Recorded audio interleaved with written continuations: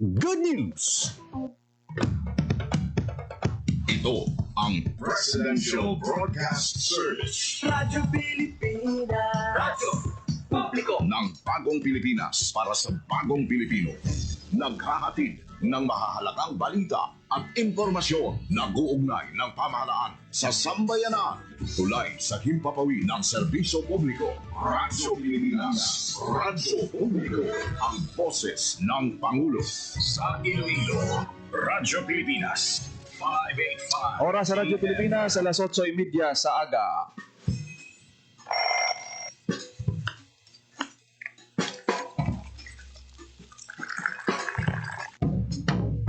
Aga sa Iloilo. Masako. Magahod. Mapagsik. Panibagong adlaw pagkatapos ng paghuway sang gabi antes. Bago nga paglaom. Isa naman kapag himakas sa matahong na palaabuton. Iloilo Morning, ang programa kaupod ninyo sa pamahaw kunaga. Magadulong sa labing ulihi nga balita. Mga istorya halin sa Iloilo, kag iba nga bahin sang rehiyon. Mga ginahuluhang balan, kag mga trending topic sa social media. Ululupod naton at tubangon ang maayo nga aga. Magpamati na sa Iloilo Morning. Diri sa 585 kHz sa AM band sa inyong mga radyo. Radyo Pilipinas Iloilo, the only government radio station in Western Visayas.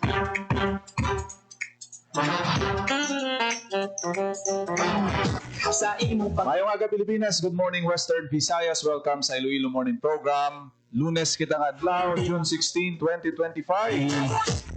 Ay nami isang tiyempo diri sa may palibot sang syudad sang Iloilo.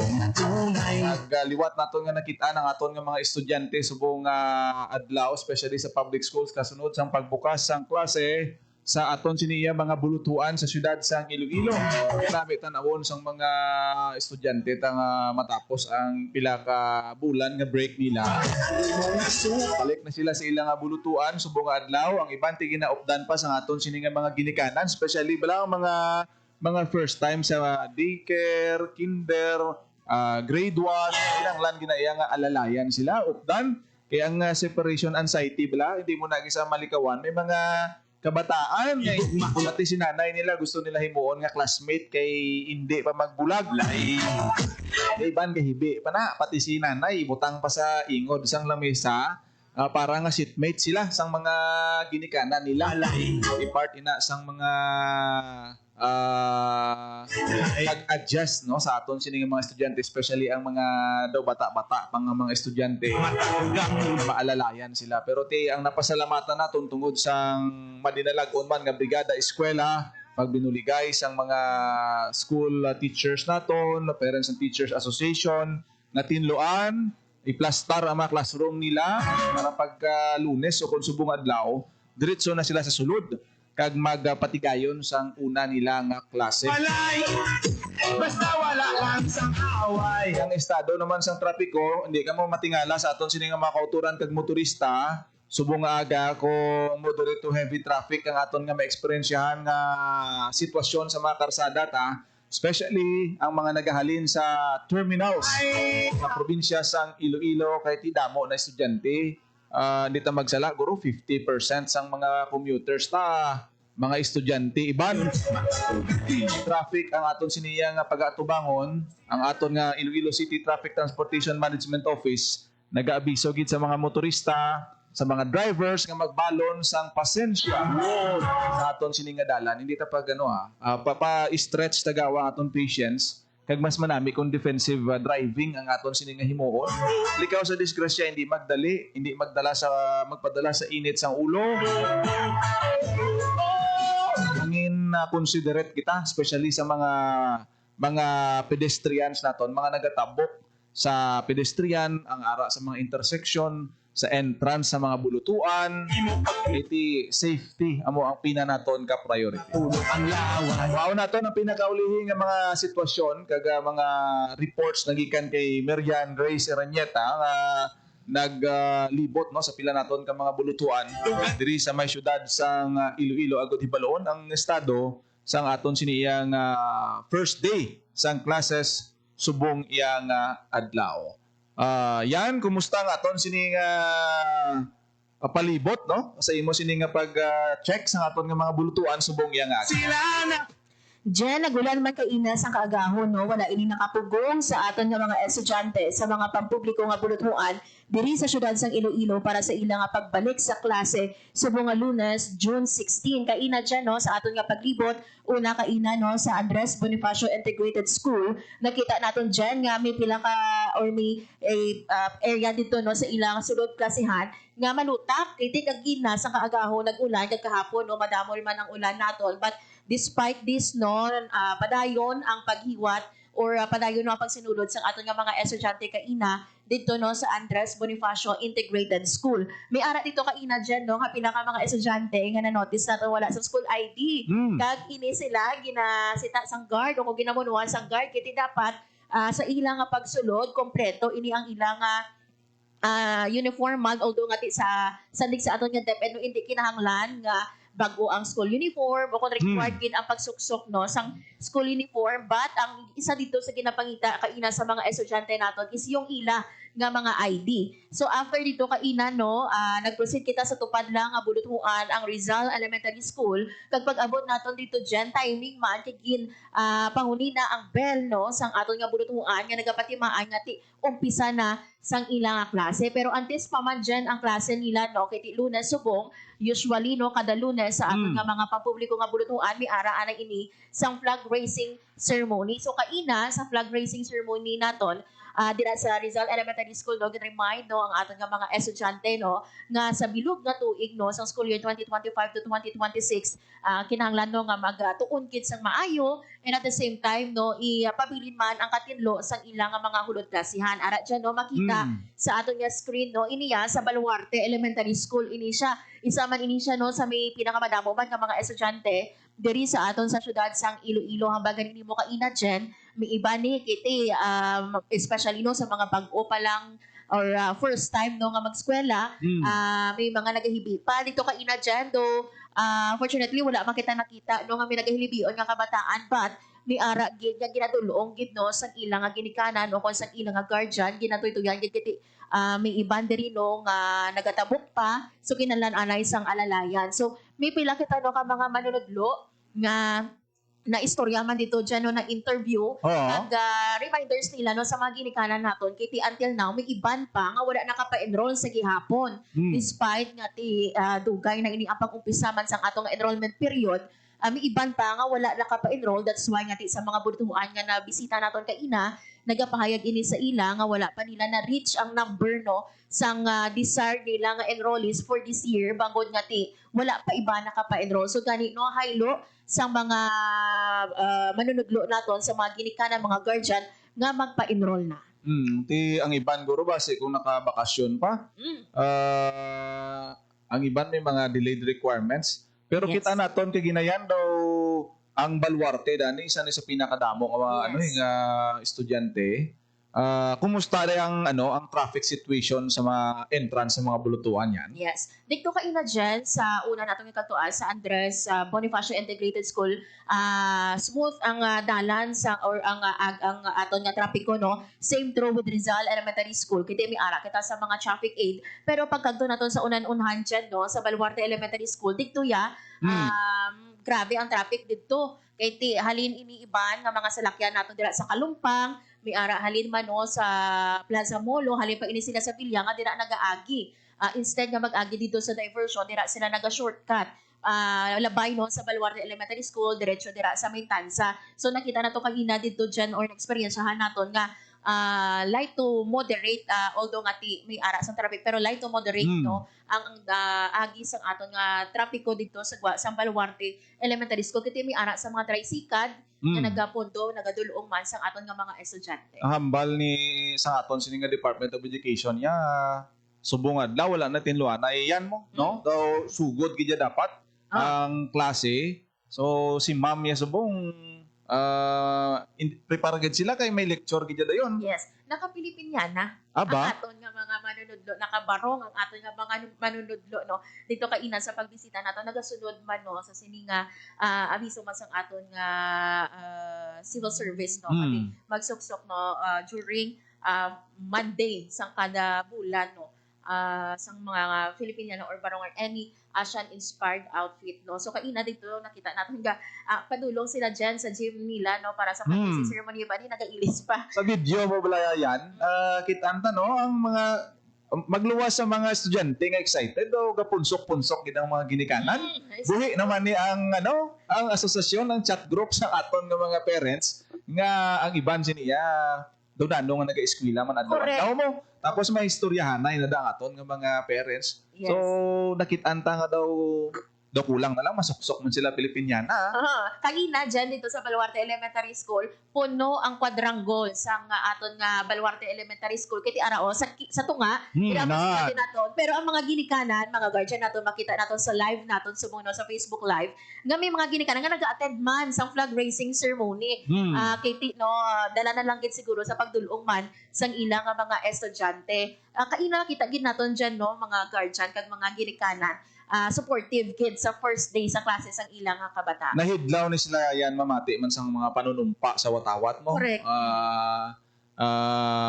Lupang hinirang kag kun ano pa dira kay ti amo ginang imbukada nga mga aktibidad. Pero kung hindi ta magsala, daw may ara ina sang schedule ang mga eskwelahan nga dapat ang mga parents magwa na sila kay hindi na sila magsagad katamwa sa mga bintana kay daw gina-prohibit gid na sa aton nga mga teachers nga hindi sila pwede da katika once nga magsugod na ang klase pero ti may may exemption siguro sa ining mga kabataan nga ti sinanay ya ginatamwa ya sagwa kanab lang baguhan naton nga mga estudyante. Yes. So may mga kasubong sinayan nga mga rules man nga ti dapat pagsulod sang kabataan sa classroom, sinanay hindi na pwede na magsurusiding. Yes, correct. And dyan, no? Kita ka inaga flag raising ceremony pa lang, no? So, after sa flag raising ceremony, amat-amat naman ini sila nga nagagwa. Kaina dito paglabay natin sa City Haya dyan.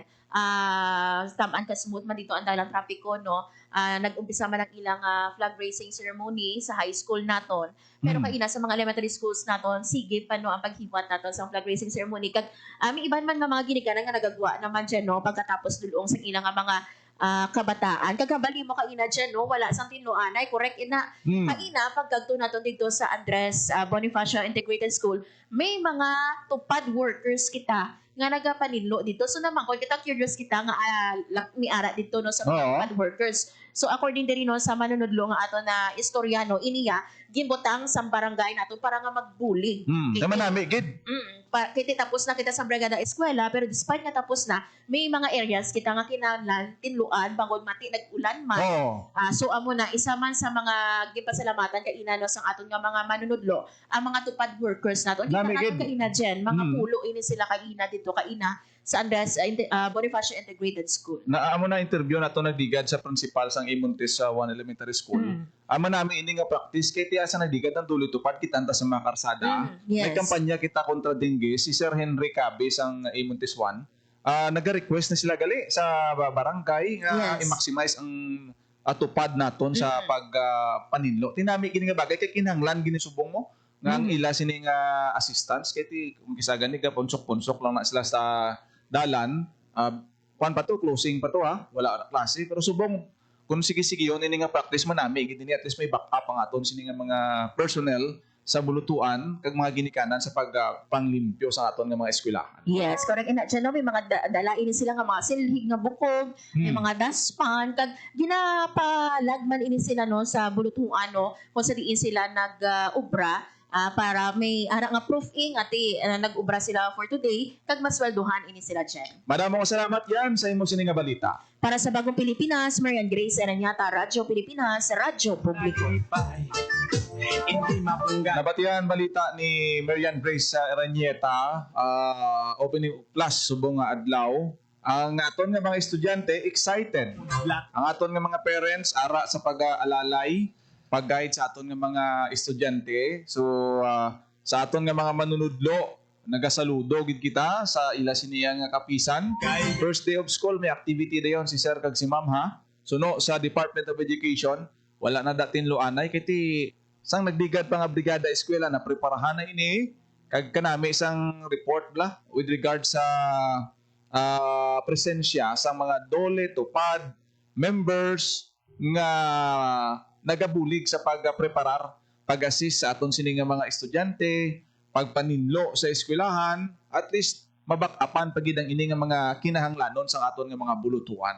Coordinate kay ko na kay CAP kay tibalan naton nga ang aton nga mga teachers and principals focus na sila sa ila sini nga mga lectures kag sa mga klase nila subong iya nga adlaw.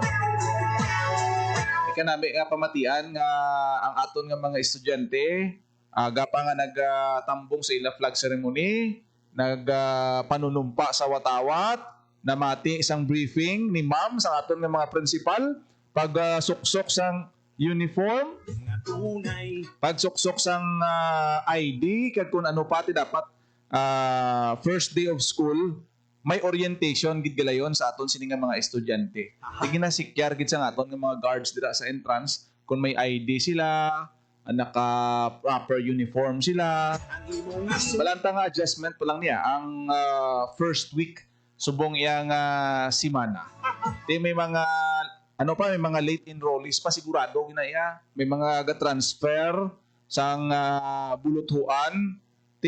Ang DepEd kung hasasan o nga pwede na sila mabaton gina sila sang ila sini nga mga estudyante nga mga naulihi enroll. Hindi nyo na paghulata pang deadline no sa aton sini nga mga kauturan sa aton nga mga ginikanan. Tikwan na niya ang pagbalik sang klase subong adyon amo gini ang old calendar ta. Halin sang bata kita tandaan ta bulan sang Hunyo gini ang opening of classes. O galing sang time sang pandemic naapektuhan bangod nga ginsuspend man ang face-to-face classes sa aton sini nga mga estudyante, hindi pwede ka meeting, nagbalik ini sa online class, kagang alternative mode sang klase. Hasta nga nag-open ini sang last year sa bulan sang Agosto, damo to estudyante nga naapektuhan tungod sa sobra ka init sang panahon, kay may klase sa bulan sang Marso, Abril kag Mayo, tandaan nyo pa to? Yung mga iban to nagdulugo ilong nila sa sobra ka init, may mga maestra gani nga na heat stroke pa tungod sang adjustment sa school calendar. Pero sa subong gintingwaan ni sa Department of Education nga ibalik sa old calendar subong iyang nga bulan sang Hunyo. Amo na niya ang practice na nagliligad nga mga tinuig ng bulan sang Hunyo amo gini ang school calendar nga husto. Subong balik na sa normal, kabay pa nga mangintayo yun ang klase sa aton sini nga mga bulutuan. Wala kita sang wala kita dapat sang mga estudyante nga ang iban sang unang sa kakulang sang classroom sa puno sang kahoy, naga-klase, nagasiksikanay sa sulod sang classroom. Anami pamatian sang iban nga pahayag sang mga principal ta nga ang ratio sang ilang estudyante kisa ara lang sa 1:35, 1:40 kisa una tandaan tagalabot na ang iban nga bulutuan sa sobra kadamuon ka estudyante kalabot sa isa ka maestra o kon maestro 60 ang iya siniya nga estudyante kaya makon muna paano muna maatipanan dira no kitanta kon ano kabudlay ang trabaho sa aton nga mga manunudlo. Isuportahan tagid ang aton nga mga manunudlo aga sa mga estudyante sa mga ginikanan tutukan ang mga kabataan makon mo sa kada adlaw nga atubang mo mag 50 60 ang imo estudyante kung hindi mo na sila madil ayawan kay mo panaway isubong at least amat-amat na address no kakulang sa classroom ang ratio sa aton nga mga teachers so at least matutukan gawa kung mangin proportion ang kadamuon sang estudyante sa aton siniya number of teachers. So good luck sa aton sini nga mga estudyante kag mga ginikanan sa aton man siniya nga mga traffic enforcers to full force ang pagbantay sa pila ka mga entrance sang aton sini nga mga bulutuan subong nga adlaw. Follow kita sang sang mga traffic rules para nga iwas kita sa disgrasya. Importante safe gid ang aton nga mga estudyante. Nagatabok na sila sa dalan pakadto sa mga bulutuan. Si Tuto Gatulo ang laway. Kaya nga aton siniya nga mga enforcers ara gid sa pag-assist no sa aton nga mga estudyante. Sa Oras sa Radyo Pilipinas alas 5:50 sa aton siniya nga pagpangalagad diri sa programa Iloilo Morning. Sa iban pa naton nga mga talalupang doon nga mga balita kaso sang monkeypox. Nakalabot na sa siyudad sang Bacolod. Kayong mata ko. Naka-record sa unang nga kaso sang monkeypox ang Bacolod City. Santo sa datos ang Bacolod City Health Office nga ginpagwa.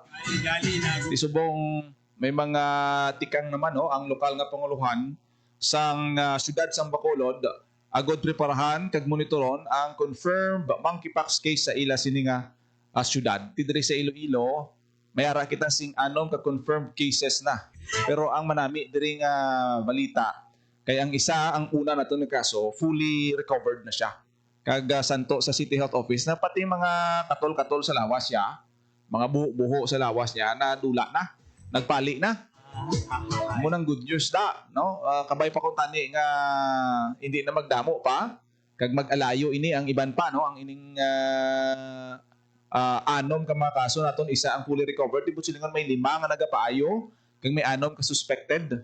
gali. And ang contact tracing, sige-sige ang monitoring sa aton man sini nga City Health Office. So, ang siyudad sa Iloilo, may ginpagwa ang Executive Order 047 Series of 2025 si Mayor Jerry Treñas sa nabigan nga semana nga nag-compose sang Interagency Task Force o kung ining Monkeypox Task Force sa siyudad sa Iloilo nga among in charge sa pagmonitor sang anuman nga mga related reports may kaangpanan sa monkeypox.